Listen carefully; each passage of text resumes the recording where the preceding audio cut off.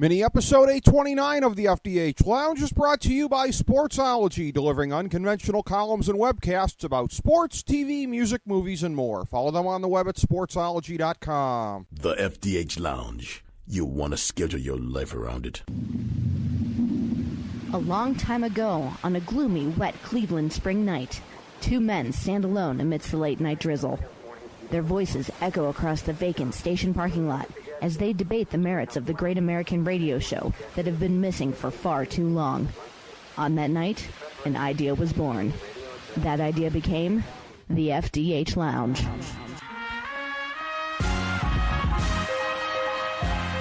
Welcome to the FDH Lounge. Hello, everyone. Welcome to FDH Lounge mini episode number 829 and a joint edition with the FDH Lounge and Sportsology Radio. That means, of course, I have my good friend, Sportsology proprietor and FDH Lounge dignitary, Russ Cohen, on the line with me today to break down the 2017 NFL Draft. And this is going to be interesting and a little bit different for you, Russ. We haven't had you on our NFL Draft coverage previously.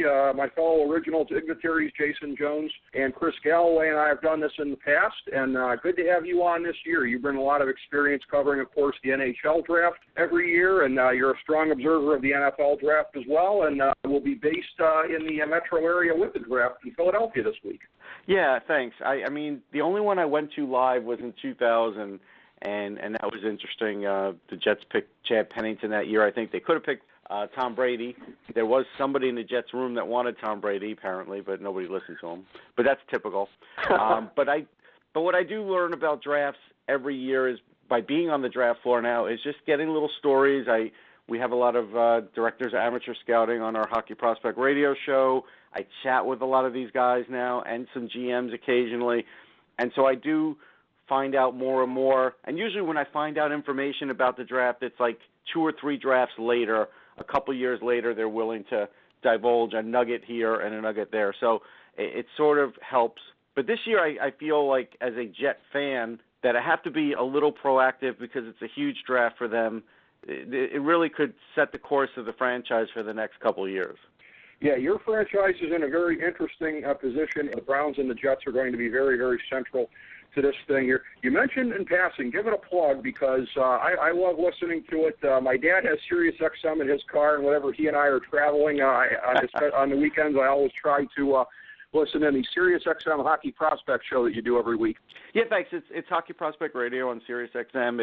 It airs every Saturday, Sunday. On Sirius, it's usually on Saturdays, 8 to 10. Sundays, it's usually actually Saturdays 7 to 9, Sundays 8 to 10.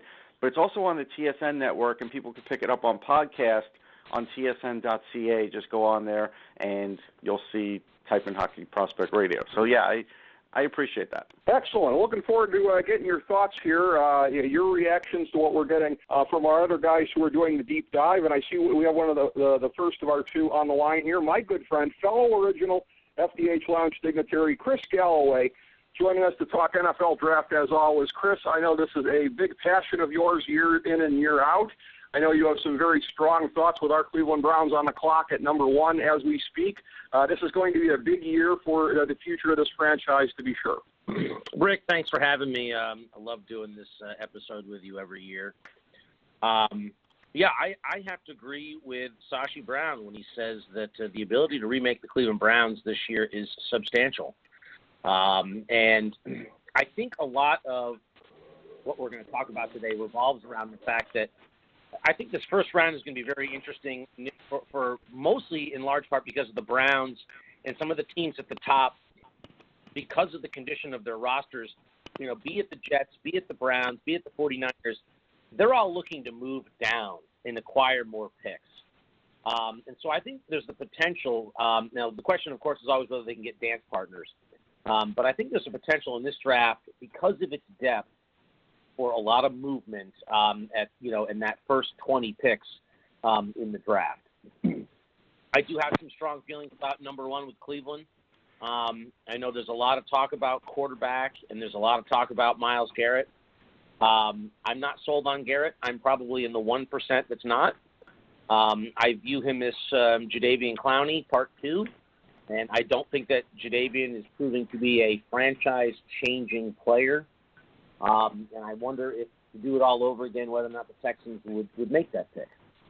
I think the Browns, I think a lot of the talk that you're hearing right now is as it relates to the Browns and are they conflicted? I don't think they're conflicted. I think the Browns have 7 or 8 scenarios on their board that they are trying to let play out. And a lot of that involves, either taking Garrett at number 1, trading down a few slots with somebody and picking up more picks and taking a safety like a Jamal Adams or something to that effect.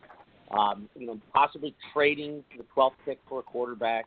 There's a lot of scenarios and a lot of things that are going to start to play out in the next few days as we move into Thursday. And I think the talk that you hear about the Browns are conflicted, and there's a lot of national media ridicule of the Browns saying, well, how can they get this wrong?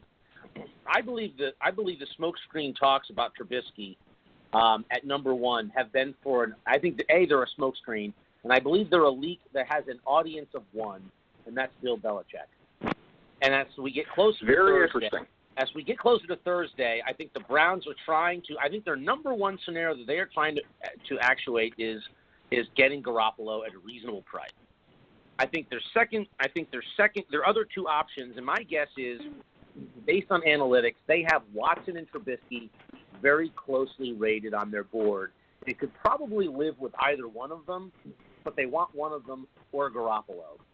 So they're playing out a number of scenarios in terms of how they can get one of these, in their preference to play out. And that's why all the leaks, I don't think there is division. I think they're playing all the cards, playing all the angles, and trying to get one of these scenarios that they have lined up to fall into place for them. It's a lot to take in. The one thing I'll say is, so Chris, you don't think Trubisky will be there at 6?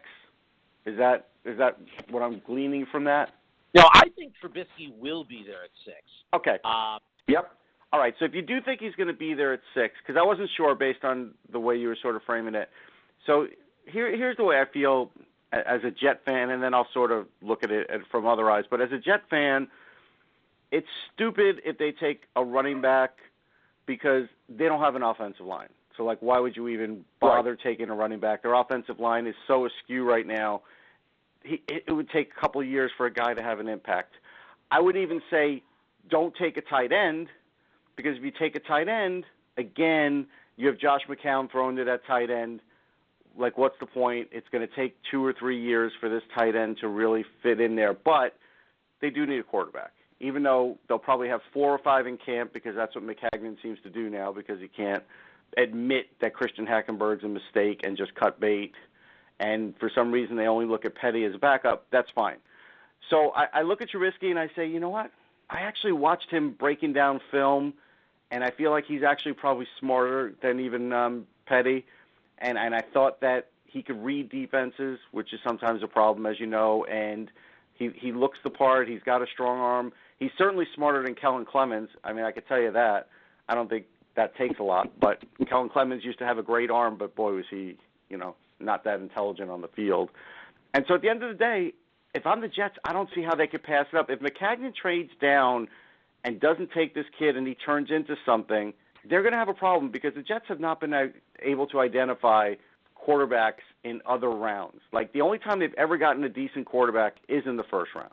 Well, and I will tell you this. I think that I agree with everything you just said. As it relates to the Jets, I don't know how they pass on Trubisky if he's there. I think if somehow the Jets did, the next team prior to Cleveland at 12 that would I think be in the market for Trubisky would be Buffalo at 10. Mm-hmm. I think if you're Cleveland and you cannot land Trubisky, or rather Garoppolo, in a reasonable trade for the Patriots by draft time, you're going to have to figure out. And they've had discussions. I think the Browns have had discussions with Tennessee at 5, and I think that's one of those scenarios in play. We move up from 12 to 5 to get Trubisky before the Jets. Mm-hmm. I think that's in play. Don't forget, that's what San Francisco's playing. They're playing that game with the Jets. You want Trubisky? Well, maybe you need to move up to 2. So this situation, unlike in years past, I think it's very, very fluid. And Rick would tell you, Rick and I have a disagreement. Rick has Deshaun Watson number 1 and Trubisky second. I have it the other way around. I believe Trubisky is the better long-term prospect in the NFL. I watched the kid in high school. I watched his Carolina career. Some of the criticisms that have come out about him from some of these guys like Charlie Casserly, questioning his leadership. If you pay attention to Carolina, you know that team loves him. His teammates loved him. Leadership is not an issue. He's smart. He's got great footwork. He's got an arm.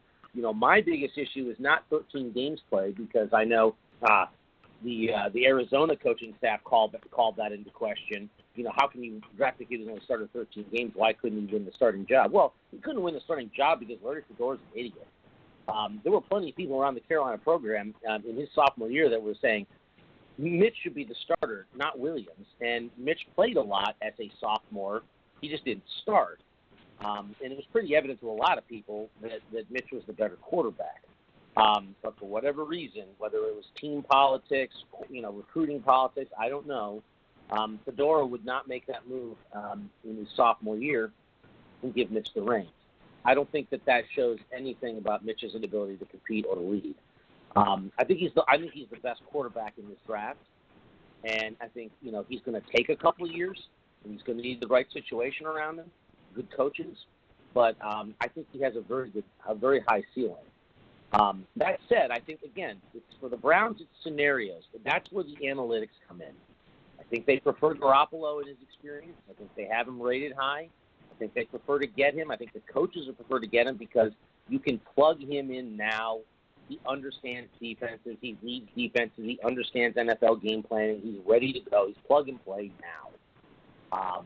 And so I think they would prefer to go that route. And I think their backup is either preferably Trubisky if they can find a way to get him, or they sit tight and they get Watson at 12. I think these are some of the scenarios they're looking at, and some of it is just it's not all in their control how it all plays out. The other scenario is the Jets could trade Sheldon Richardson if they had to or wanted to sort of move up to get Trubisky, because someone would take Sheldon Richardson, I'm pretty sure. Absolutely. I think there's no question about that. In looking at the mock drafts here, and by the way, anybody who's able to listen to this show will also be able to read our draft guide, as those are going up at about the same time today. Pro Football Draftology 2017, always jointly produced by Sportsology, the FDH Lounge, FantasyDraftHelp.com. Again, Russ being the guy who is the key mover on the hockey coverage every year. We're going to have the hockey one coming out in June. Myself and especially Jason Jones are the lead analysts on the NFL and NBA ones. We've got our mock drafts in here. I noticed that Jason actually has Trubisky slipping to 12 to the Browns. I have the Jets taking him at 6. I don't think he's going to get past the Jets if it comes to that. So that's the one thing. I will tell you this, Chris. Both of us have Deshaun Watson. This is my pessimistic view. I have the Browns passing on him at 12 because, of course, they'll do that. This is what I come to expect year in and year out. They'll pass on him. Both of us have him going to Houston at 25, who I think will hungrily snatch up Deshaun Watson and rebuild their quarterback situation there. This thing here, I have to ask you, Chris, because, I have literally never, ever heard this before. The latest knock on Watson is miles per hour, 49 miles per hour, nobody under 55. I've literally never heard this as a metric before. This just sounds like something to smear somebody here, some kind of made-up kind of a thing here. As was pointed out, Tom Brady wasn't subjected to this when he came into the NFL. Peyton Manning, guys who built their arm strength up at the NFL level. This is before all the smart marks out there decided to get their radar guns. I've seen with my own eyes Deshaun Watson make long throws successfully. So it's one of these things of what do you believe, this number or your lying eyes? So what do you make of this, Chris, as the latest part of the whole thing of let's nitpick Deshaun Watson? Well, I don't think it was directed at Deshaun Watson.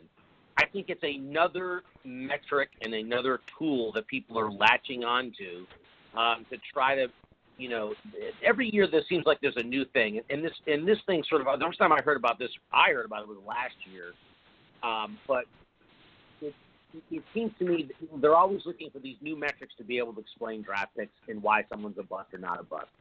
I'm with you.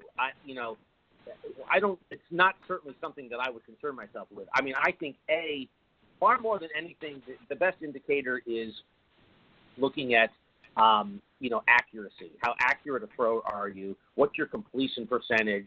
I mean, those things are far more important than that extra 1 mile an hour on the gun. Now, that said, being able to put zip on the ball is important because you have such tight windows in the NFL versus college. Sure. So it's something that should be in the mix for any scout looking at it. But the other thing I've heard is that that gun at the at the combine is extremely unreliable, and so I'm sure teams are looking at these things individually. That they're scouring 3 years of tape on Watson. I don't think he can make the throws. I don't think that's really in question at all. Right. I don't think anybody should be questioning that. Now, Russ, I got to ask you, primarily from the hockey standpoint, but also I know you've done a decent amount of covering baseball prospects. So you're a guy that's used to looking at things through scouting eyes from doing the prospects show, talking to personnel people. What are you finding, not just necessarily in football, although if you know anything in football, spit it out, but anything, as far as the way that we're continuing to develop these new tools for looking at prospects in sports here in the year 2017? Well, the miles per hour thing did make me chuckle, but I was watching ESPN earlier, and they were talking about it.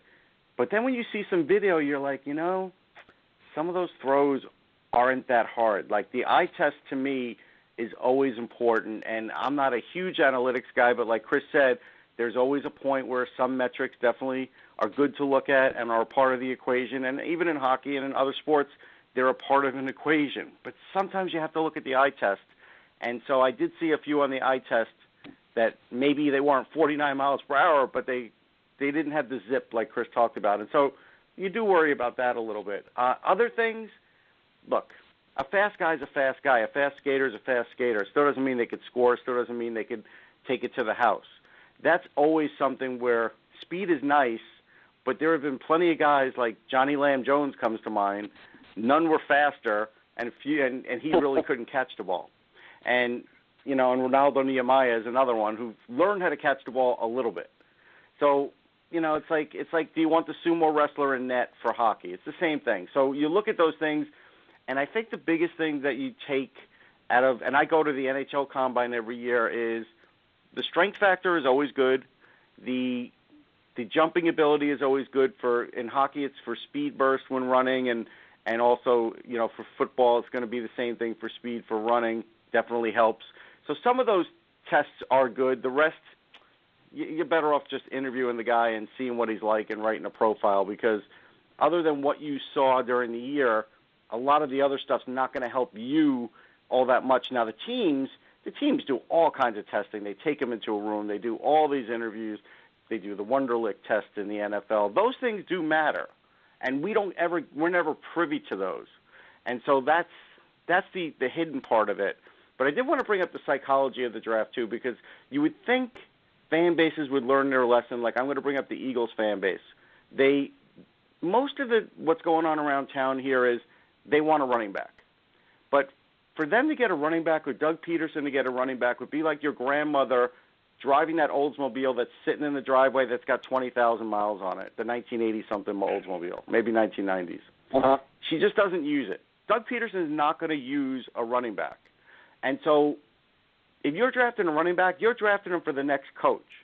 So that to me is sort of like a waste. But also, to me, it goes a little deeper than that. The last time the Eagles fan base wanted a running back, they booed the quarterback that got taken, and the running back was Ricky Williams, and he was okay as an NFLer, and Donovan McNabb's the best quarterback they've ever had, or at least their second best, depending on how far back you want to go. So fans should learn a little something from that. They should.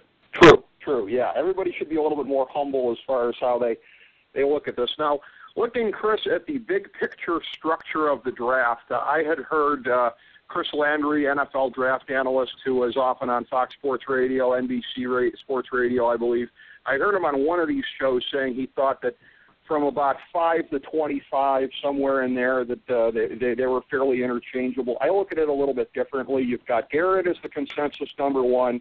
You got a number of guys there in that next group, but I don't think it's necessarily that big. You got the two defensive backs from Ohio State, Lattimore and Hooker. You got the defensive back, the safety from LSU, Jamal Adams. You got your guy, Jonathan Allen, the defensive lineman from Alabama. Mike Williams, wide receiver, Clemson, probably in that group. Handful of other guys potentially in there. And then I think from about 10 to about 30, somewhere in there, maybe 35, because you're looking at some guys that are not consensus first-rounders, maybe even 40, because there tends to be variance when you get into the 20s about who's even going to go in the first round. To me, that's the structure of it. You've got those three tiers there, and there's going to be some blurriness, I think, between second tier and third tier as far as how guys have them slotted on their boards.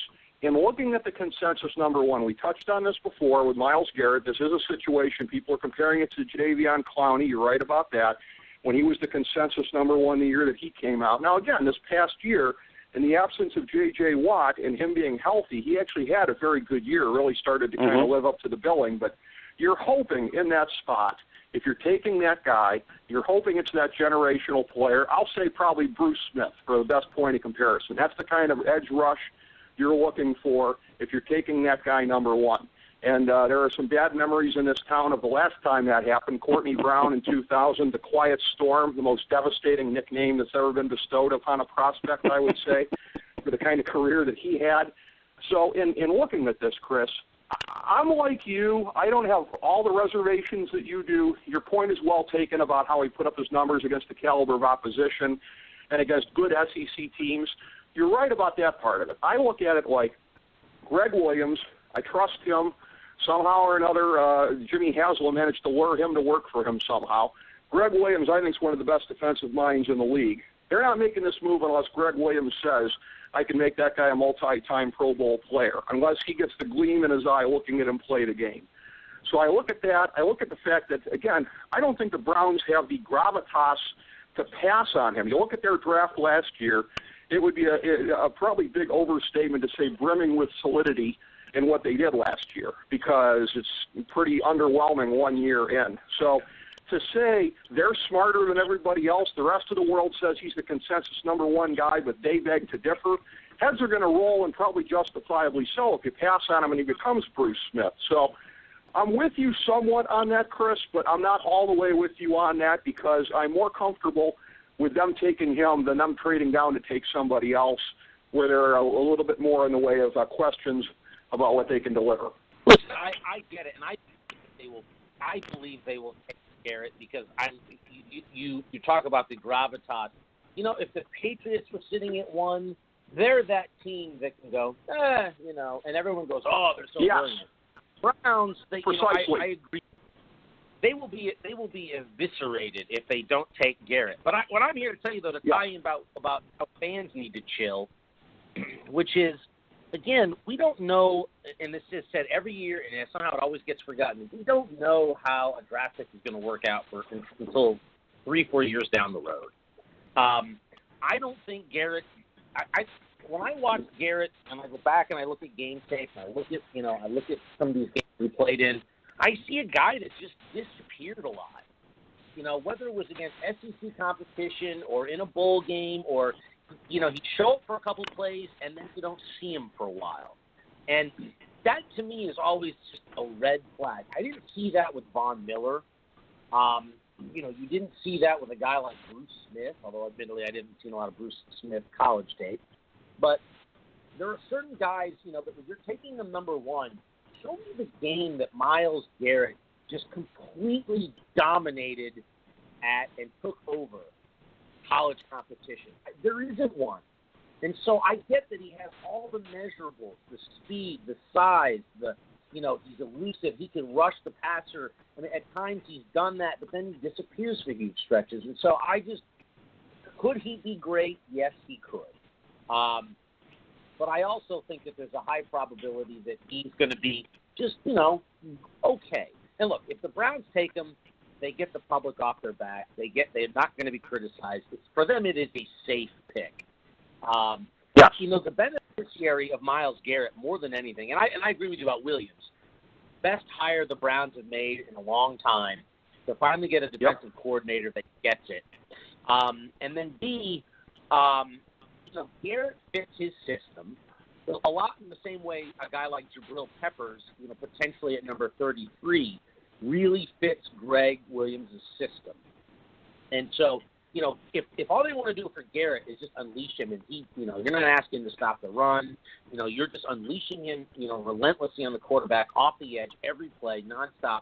The big benefactor of that is going to be Agba, who had a very solid rookie season, and now you're taking some of that pressure off of him. I could see Garrett, having the biggest impact on Agba.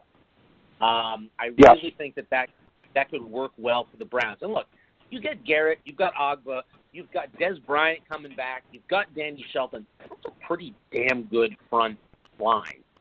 And then you've got, Kirksey and Collins at the linebacker positions. If they can get a safety like a Peppers at 33, this defense takes a huge step forward, I think, especially with Greg Williams' scheme. So one, I guess my message is fans got to chill, because if some reason they do trade out of there because they got the mother load to go from 1 to 4, don't sweat it so much, because I'm going to, coming back to your talk about this draft, I keep going through this, all these players, and I think this is the deepest draft in a long, long, long, long time. And I mean, even though your offensive line is pretty thin, that aside, I think, and there's not the high-profile quarterback, like an Andrew Luck sitting at the top. I think in terms of depth, I think we're going to look back 10 years from now and say, wow, 2017. Look at the future players that those first 4 or 5 rounds that teams hauled in, guys that are going to play a long time. I think there's a lot of talent. And to your point about how there's tiers, I agree with you in general. But I think in this year, more than some years past, there is a lot more blur between 1 and 2 tier and the 2 and 3, and even like 1 and 3. I think there's some guys that you're going to get in the 3rd round that are going to be Pro Bowlers really quick. I think this is a deep draft, and I think it sets up well for a team like the Browns. Even though it's not the ideal quarterback, it sets up well for them with all the picks they've amassed to be able to really stock the roster with some quality players. Rick, I got to ask you something. I was going to ask you something as a Browns fan. So, sure, is the first overall pick, is he as good as Mario Williams? Because the Texans took a beating taking Mario Williams, because you used the words, or Chris used the word, safe pick. Now, he's a pretty good player. Right. He had a pretty nice career, but there were players that were better after him. If they take the safe pick and players turn up better after him, then what will the public trust be like? I had to ask that. Well, it's going to be ugly if that's the case. I have to say, I remember that draft fondly, because back in the days of the late lamented Sports Talk Network, Jason Jones and I were anchoring the coverage. We did, I think, 10 and a half hours. We went on, that was when they were still doing the draft on Saturdays. I think it was like 9 a.m. to 7:30 p.m. with a handful of breaks in there. And listen, we were among the ones who eviscerated Charlie Casserly for that. And listen, I had Charlie Casserly on the show some years later, and I said to him, my bad, and he was a lot more gracious about it than I would have been. So, but that's the thing. That's the classic conundrum when you're in a situation like this. And again, this Browns regime has a lot to prove at this point here. Chris and I have talked a lot about this. My sense is, I know Chris thinks sometimes I'm hanging them for past regimes. I'm not, but I'm wary of signs of things I've seen before. I think that's a safe way to put it. If you don't see things that remind you of problems with past regimes, I think that's one kind of way to look at it. And so they have a lot to prove at this point in time here. Well, as Chris said, not necessarily carrying the burden of what past regimes did, but having to earn their spurs, so to speak. But how do you see that shaking out, Chris? Well, I think here's the problem for the Browns, and it happens with local fans and it happens with national media, which is the narrative that the Browns can never get it right. These guys blow it year after year after year after year, which, of course, the answer to that is it's not these guys, quote unquote. It's the equivalent of there being a house at 74 Main Street, and you live next door to that house. And so a new family moves in, and you walk over and go, hey, you remember a couple of years ago when you came out in the front lawn, you shot your dog? And the guy at 74 Main Street goes, yeah, I didn't do that. No, you remember that time your shed caught on fire? You're a real idiot. You ought to fix the roof like I told you 5 years ago. Hey, man, I just moved in here 11 months ago. I don't know what the hell you're talking about. Yeah, everyone that lives in 74 Main Street is an idiot. So that's the problem that the current Browns regime has, is that they are being hung for all the past people that lived in that house. And they're like, and unfortunately, they have to live with that until they are able to prove that they're not all the other idiots that used to live in that house. And so it's a really unfair thing for these guys. I mean, but it's just the reality that we live in. I think, for the most part, I do think that this current regime, I hate that word, is doing a very good job of trying to ignore a lot of that, and sticking to things like their process and their analytics, and sticking to what they believe they need to be doing to build this team correctly. Past regimes knee-jerk reacted, trying to make up for the sins of the past, and then they just compounded it. So the one thing I do like, that I sort of disagree with Rick on, is that I think they're doing a better job of trying to stick to their plan and deviating less from it, which is why I think for the Browns, this draft is a very fluid process. So when you hear these reports that the Browns are conflicted, the Browns don't know what they're doing, they have scenarios.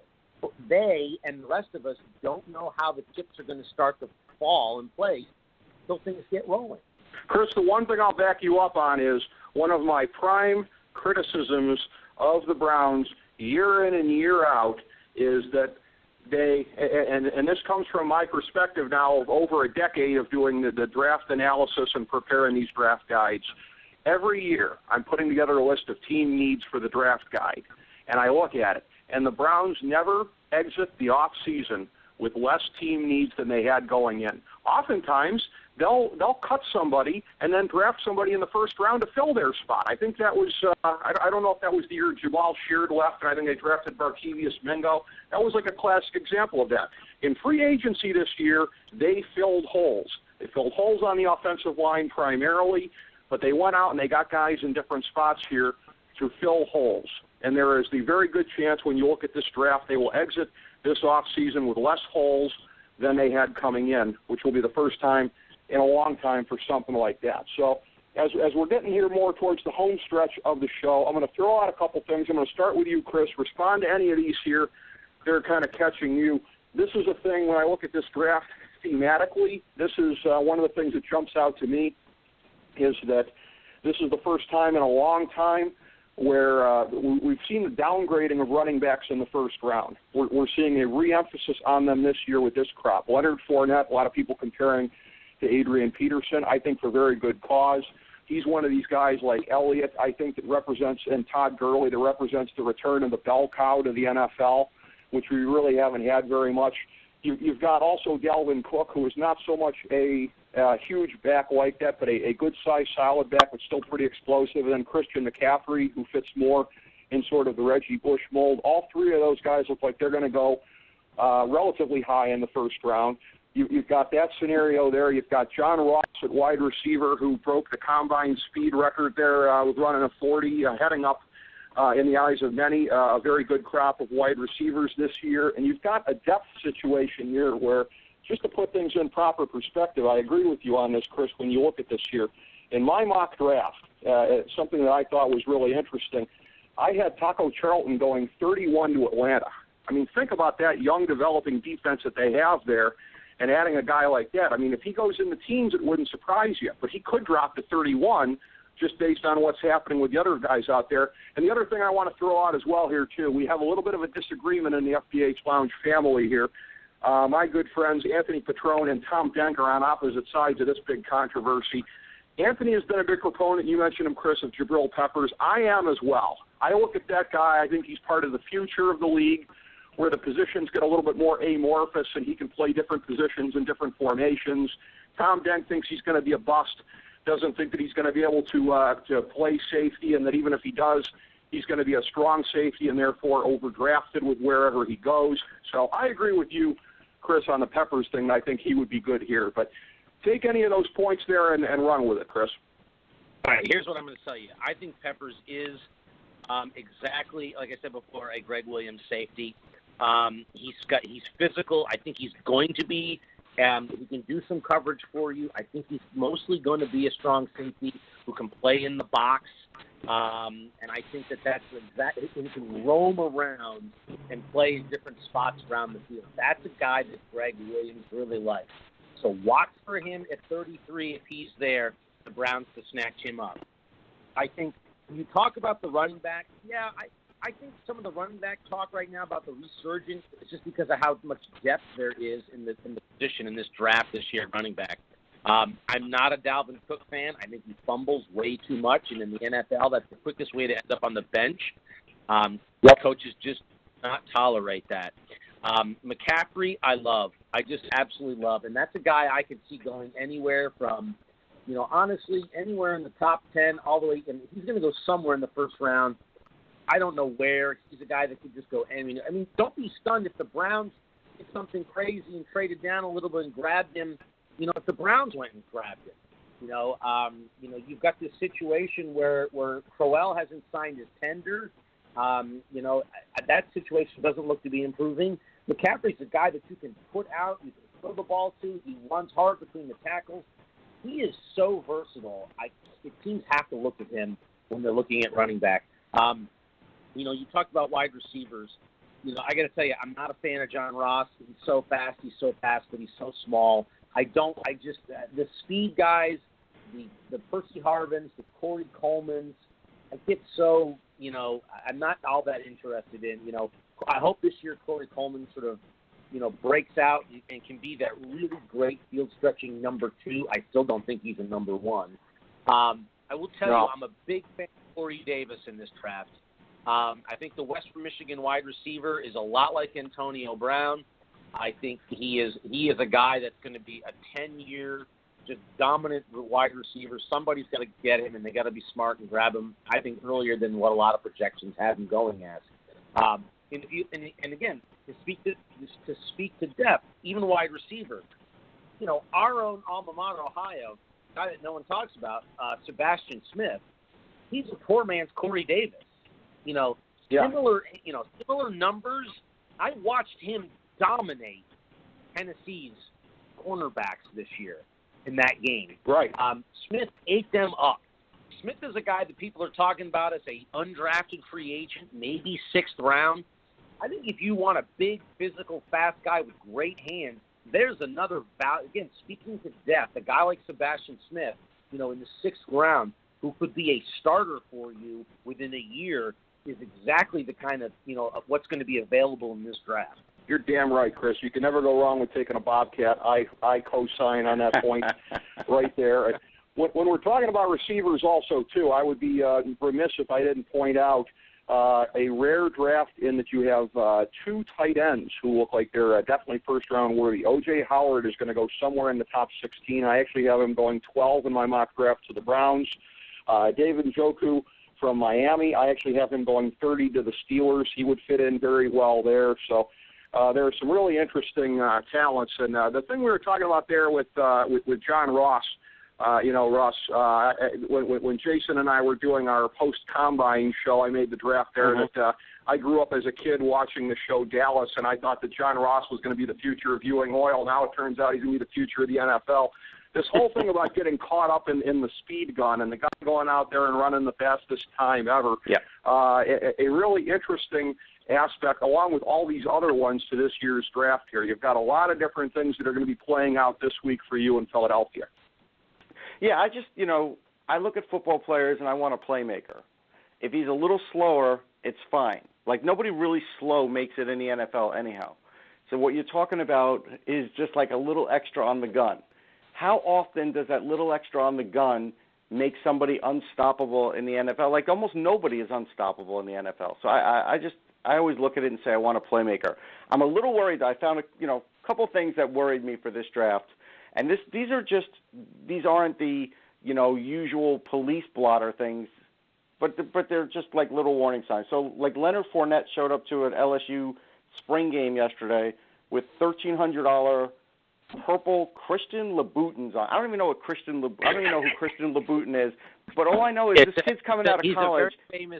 He makes women's shoes in its Christian Louboutin. Okay, thank you for I was that. going to say, aren't those women's pumps? I remember a character from Breaking Bad wearing those, Lydia. Okay. So what was he wearing them for?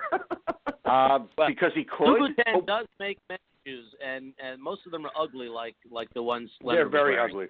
They're very ugly. Okay. The question is, where does he get the money for that? Yeah. Well, he got it from his agent. He got forward. Now that he's pro, his agent said, "Here's 100 G's to get you through the first contract to pay." Right. So that's always a worry sign when guys are spending money on that. That's just one thing. Now, Reuben Foster is basically treating us all like we're idiots. Because here's the quote he gave for coming up with a diluted sample at the Combine. He goes, well, he was throwing up and he had diarrhea and he couldn't keep anything down and was cramping, and an advisor offered to have a doctor put him on IVs to hydrate, but he didn't want to do that, so he saw a doctor and got some medication and started hydrating himself. Nobody is going to tell a guy who's going to make millions of dollars, yeah, you could hydrate yourself, and don't worry, just take this medication. We don't even know what it is. He's already into the NFL substance abuse program. He's not even been drafted yet. I love Foster as a player. He is a beast. I mean, I love him on the Browns. I mean, I think any team, you want a guy that makes plays, can runs that defense from that inside linebacker spot. He is fantastic. But I'm with you. I mean, in some ways, this will get easier, I think, in the next collective bargaining when they just take testing for weed off the table together. And I think that's going to happen. And all these guys are smoking it, and they're all trying to hide it, and they're all trying to mask it.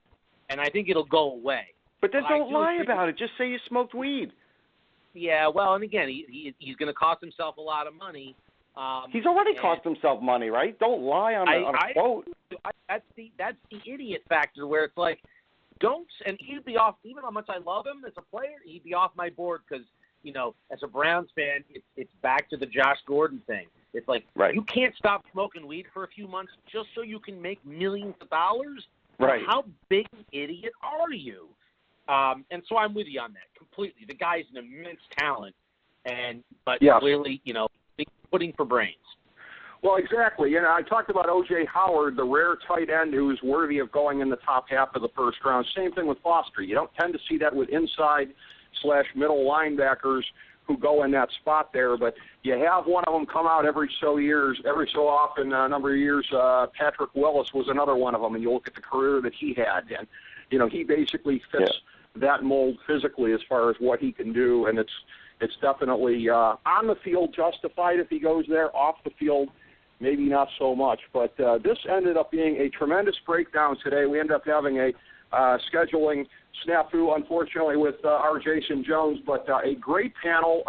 This is one that I certainly want to put together subsequently. My fellow original FDH Lounge dignitary, Chris Galloway, who is an annual staple of our draft coverage, and good friend, FDH Lounge dignitary and Sportsology proprietor Russ Cohen, joining us for the first time this year to break down NFL draft. Very well done, gentlemen. Thank you so much for being a part of this great show today. Hey, Rick, before we go, I'm going to make one prediction. The Browns will trade for Garoppolo. Okay. I'll cross my fingers and hope for the best on that one. I'm not a big proponent, but I'll hope it goes well. But closing thoughts, Russ? My closing thought is Mike McCagnon took over the New York Jets, and he basically took them over to make them a great team. When things didn't work out, he then said they were rebuilding. I kind of question what he's been able to do in the draft, and so this is a big draft. This is going to make or break this guy's job because now he's sort of changed midstream. So if the quarterback is there, take the quarterback. Don't mess around. Well, I know you're going to be very excited to see it all unfold this week, Russ, as you've mentioned to me off air, that week-long festivities in Philadelphia leading up to the start of the NFL draft on Thursday night. I know you'll be there for all of it, and people can follow that, of course, at sportsology.com as the week goes along. And, of course, our coverage subsequently with the FDHLounge.com and Pro Football Draftology 2017, our guide available on the main page at FantasyDraftHelp.com, the FDHLounge.com, also available at Sportsology.